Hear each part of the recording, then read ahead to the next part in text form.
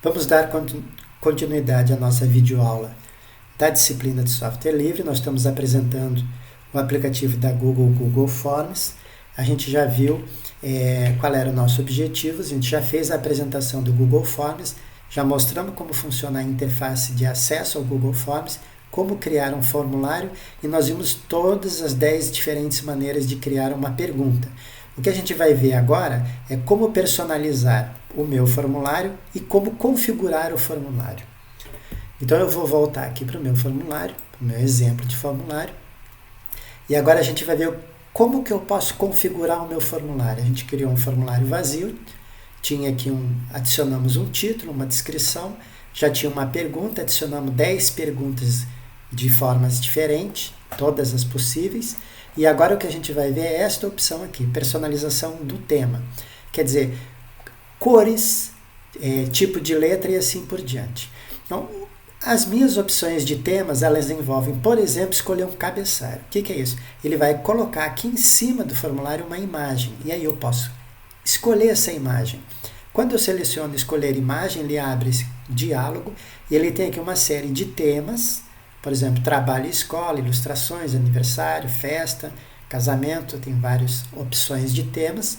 Eu também posso fazer o upload de uma imagem, se eu tenho uma logomarca na minha empresa, ou dos meus trabalhos, ou alguma coisa desse tipo, uma fotografia minha, eu posso carregar essa imagem e ela vai aparecer ali na parte de cima do meu formulário.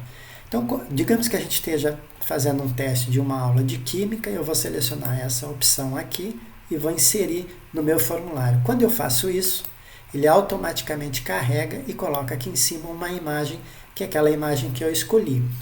Ele também já define aqui, ó, cor do tema e cor do plano de fundo, que são essas cores que aparecem aqui.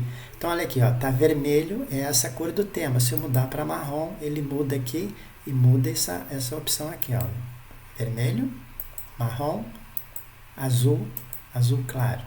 Vamos manter o vermelho. Tem a cor de plano de fundo, que eu posso deixar ela um pouquinho mais escura ou mais escura ainda, que é essa cor aqui. E ainda tem a opção de eu configurar a minha fonte, qual é a fonte que ele vai utilizar, o estilo da fonte. Essa aqui é a fonte básica. Eu tenho aqui um estilo decorativo, um estilo de fonte formal e um estilo de fonte divertido. Então eu vou deixar aqui no básico, que é o que normalmente a gente usa.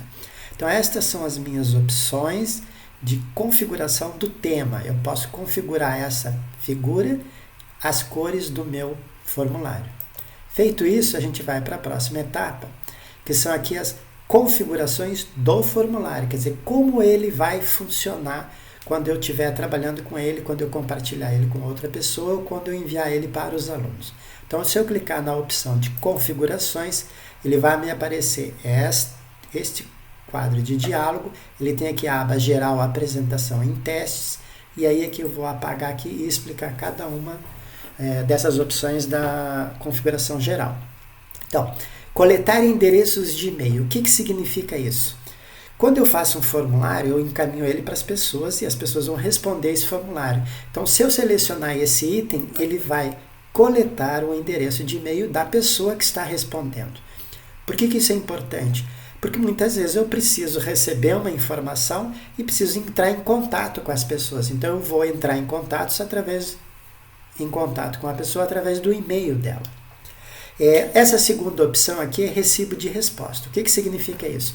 A pessoa que preenche o formulário, que envia o formulário, ela está dando respostas no formulário e enviando o formulário para o professor ou para a pessoa que preparou o formulário. Vamos trabalhar daqui para frente com a consideração de que temos um professor e vários alunos. Então, o professor prepara o formulário e os alunos vão responder o formulário.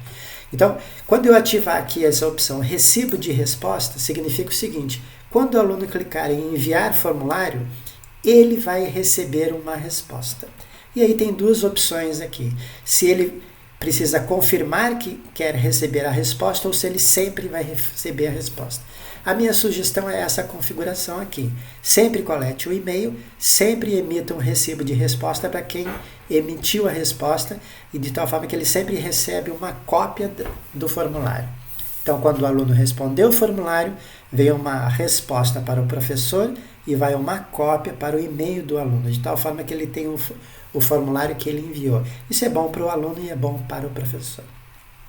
Uma outra opção que eu tenho aqui de configuração na aba geral é se é necessário fazer login. Se eu quero limitar a uma resposta. Então eu clico aqui em limitar a uma resposta. O que ele está dizendo aqui que é necessário fazer login? Significa o seguinte, ele parte do princípio que o usuário tem um Gmail e aí quando eu habilito essa opção, limitar a uma resposta, significa que o usuário tem que ter o seu Gmail e ele entrou com o seu Gmail aqui. Com isso eu consigo garantir que eu posso limitar a uma resposta. Qual a ideia aqui? Muitas vezes a gente tem um formulário que é grande e que é demorado para responder. Então a pessoa que recebeu esse formulário, ela pode preencher um pedaço do formulário num dia, um outro pedaço no segundo dia, um outro pedaço no terceiro dia. Só que o computador dela pode ter algum problema, pode cair, pode ficar sem internet, e aí aquilo que ela respondeu ela acaba perdendo, porque ela não concluiu o formulário. É preciso entender o seguinte, se eu tenho um formulário com lá, digamos, 30 perguntas, ele responde 10 perguntas num dia, ele ainda não enviou a resposta. Então essa resposta ainda não foi armazenada, ela está lá no computador dela. Então como é que eu faço para permitir que essa pessoa envie aquelas 10 que ele já respondeu, no segundo dia envie outras 10, no terceiro dia envie outras 10, de tal forma que ele vai concluir o formulário preenchendo todas as 30 perguntas, habilitando essa opção, limitar a uma resposta. Significa que ele vai poder enviar uma resposta mais de uma vez, mas o professor que elaborou o questionário, ele só tem acesso à última resposta. Na verdade, o professor e o aluno vão poder acessar e modificar a última resposta. Então, quando eu digo para limitar uma resposta, significa que o formulário terá apenas uma resposta final. Aqui, os participantes podem editar após o envio. Por que isso é importante? Se eu criei um formulário com 30 perguntas e o usuário já enviou as primeiras 10, digamos que ele enviou num dia 10 respostas, no segundo dia mais 10, no terceiro dia mais 10. Só que pode acontecer dele querer corrigir uma resposta que ele deu no primeiro dia. Aí eu permito ou não.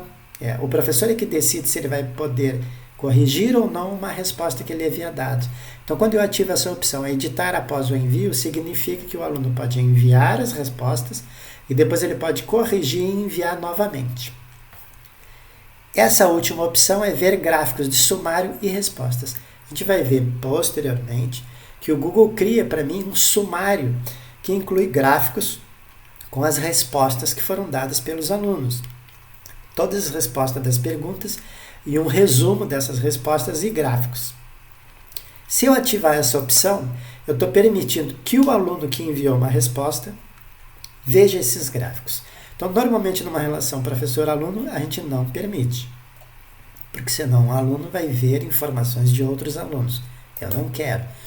Quando que eu ativaria essa opção? Digamos que eu estivesse fazendo lá um questionário para levantar uma informação sobre interesse por um determinado assunto. Quer dizer, eu estou fazendo uma pesquisa de opinião. E aí eu quero que a pessoa, depois de votar, ela veja como está o resultado parcial. Nesse caso, eu ativaria essa opção aqui. Aqui é uma opção, a gente viu ali anteriormente, quando adicionou as perguntas, que eu podia, o aluno vai me enviar um PDF. Mas eu posso ter no meu formulário o envio de mais de um PDF, eu posso num momento pedir o envio de um PDF, num outro momento pedir o envio de uma imagem, no outro momento pedir o envio de um vídeo e assim por diante. Os arquivos a gente viu que define lá na pergunta o tamanho do arquivo, mas eu posso definir para o formulário como um todo qual é o tamanho máximo das imagens que ele vai poder me enviar. De todos os arquivos, o somatório do tamanho dos arquivos. Então, com essas opções aqui, a gente viu todas as opções da aba geral, configurações, aba geral. Outro item que tem é a aba apresentação, e ele tem aqui 4 itens. Esse item, mostrar barra de progresso, ele faz sentido quando eu crio um formulário e divido ele em seções. A gente vai ver posteriormente que eu posso dividir um formulário em seções. É como se eu tivesse um documento com muitas páginas para o aluno responder. Eu quero que ele responda a primeira página, depois eu quero que ele responda a segunda página, depois eu quero que ele responda a terceira página, assim por diante. Cada página vai funcionar como uma sessão. Se eu tiver 5 páginas, eu vou ter 5 sessões. Então, essa opção, mostrar barra de progresso, ela vai mostrar lá 1 de 5, 2 de 5, 3 de 5, 4 de 5, de acordo com a posição em que ele está. Isso mostra para o aluno que está respondendo o questionário quantas páginas ele vai ter que responder e em que página ele está, o que é interessante. A gente vai ver posteriormente a opção de teste, em que eu posso embaralhar a ordem das perguntas. Se eu tenho algum formulário que eu estou fazendo perguntas, eu posso ou não embaralhar a ordem das perguntas. E tem aqui uma opção de mostrar link para enviar a outra resposta. E a gente vai ver, depois que eu preencho o meu formulário e clico em enviar, ele apresenta uma mensagem para o usuário. Essa mensagem, existe uma mensagem padrão do Google Forms, que é obrigado pelo envio de sua resposta. Eu posso colocar aqui um texto de sua resposta. Nos vemos na próxima aula. Então, depois que o aluno enviar uma resposta, esse é o texto que vai aparecer na tela dele. Vai aparecer essa mensagem. Aqui é interessante porque às vezes a gente quer que o aluno envie uma resposta e depois acesse algum outro link, alguma outra informação. Então, se eu tivesse, por exemplo, aqui um site do professor André Bueno, eu acessei aqui o site, tem aqui o caminho do site, eu posso pegar e colocar essa informação aqui. Outros detalhes da disciplina no site do professor. E aí aqui eu coloco o link para o site do professor. Então, depois que ele clicar na opção enviar formulário, vai aparecer essa mensagem para ele e um link para o site do professor.